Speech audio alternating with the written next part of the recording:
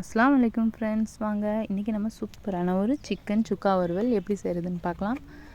Pepper chicken வறுவல்னு வச்சுக்கலாம். கிட்டத்தட்ட அந்த மாதிரி தான் நம்ம பண்ணியிருக்கோம். பெப்பர் கொஞ்சம் ஜாஸ்தியாகவே போட்டிருக்கோம். இது ரொம்ப சூப்பராக இருக்கும்.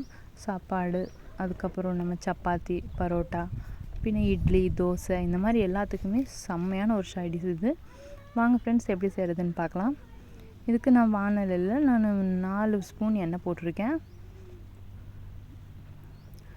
எண்ணெய் சூடானதுக்கப்புறம் நான் பெரிய வெங்காயத்தை 2 பெரிய வெங்காயம் நல்லா ஸ்லைஸாக கட் பண்ணி நான் போட்டிருக்கேன். அதை நல்லா வதக்கி விட்டுறலாம். நல்லா ஒரு எப்படி சொல்கிறது, ஒரு கண்ணாடி கலரில் வர அளவுக்கு வதக்கி எடுத்துடலாம். நல்லா வதக்கி விட்டுடுங்க. பாருங்கள், இந்த ஸ்டேஜ் வர்ற அளவுக்கு நம்ம வதக்கி எடுத்துக்கலாம். வதங்கினதுக்கப்புறம் நம்ம இஞ்சி பூண்டு பேஸ்ட் இருக்குது இல்லைங்களா, அது ஒரு 3 ஸ்பூன் போட்டுக்கலாம். நான் 3 ஸ்பூன் போட்டிருக்கேன். போட்டு அதையும் நல்லா வதக்கி விட்டுருங்க. அது கூட ஒன்றா நம்ம வதக்கி எடுத்துடலாம். வதக்கி எடுத்ததுக்கப்புறம் நம்ம கறியை நல்லா மஞ்சள் போட்டு உப்பு போட்டு நல்லா கழுவி எடுத்து க்ளீன் பண்ணி வச்சுருக்கோம். அதுக்கப்புறம் நம்ம பட்டை லவங்க பொடி நான் 1 ஸ்பூன் போட்டிருக்கேன். அதையும் நல்லா வதக்கி விட்டுறலாம். அடி பிடிக்காத அளவுக்கு வதக்கிடலாம். ஏன்னா பட்டை லவங்க பொடி போட்டோன்னா அடி பற்றிடும். அதனால் டக்குன்னு அதை வதக்கிடுங்க.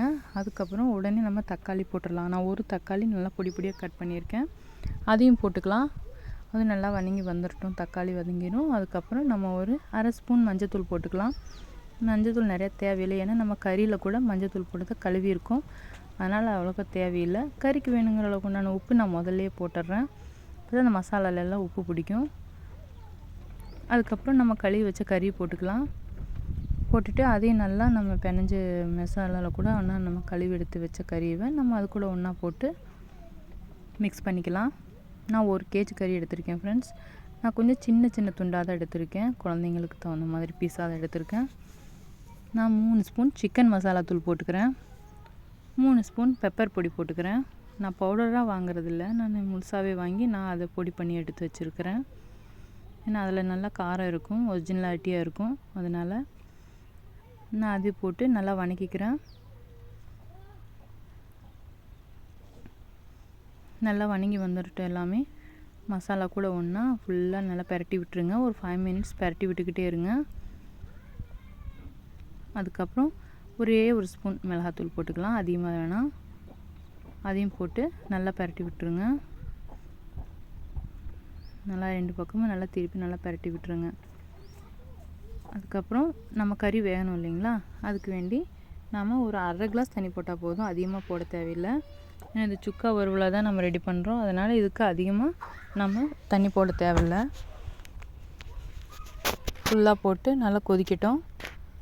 நம்ம ஒரு 1/4 மணி நேரம் நல்லா கொதிக்க விட்டுறலாம். மசாலாலாம் அந்த கறி டேஸ்ட்டில் பிடிக்கிறதுக்கு நம்ம நல்லா கொதிக்க விட்டுறலாம். கொதிக்க விட்டதுக்கப்புறம் பாருங்கள் ஃப்ரெண்ட்ஸ், நல்லா தண்ணி வற்றிருச்சு. வற்றினதுக்கப்புறம் அந்த கறியில் வருது. இதுக்கப்புறம் நம்ம மூட தேவையில்லை. நம்ம திறந்து வச்சு நம்ம பரட்டி விட்டுக்கிட்டே இருக்கலாம். ஒரு 15 மினிட்ஸு இந்த மாதிரி பரட்டி விட்டுகிட்டே இருக்கும்போது நம்ம கறி நமக்கு தகுந்தமான ஒரு கன்சிஸ்டன்சியில் வந்துடும். அதுக்கப்புறம் கொத்தமல்லி தூவி நம்ம இறக்கிடலாம் ஃப்ரெண்ட்ஸ். பாருங்கள் எவ்வளோ டேஸ்டியாக பார்க்குறதுக்கே எவ்வளோ லுக்காக இருக்குது பாருங்கள்.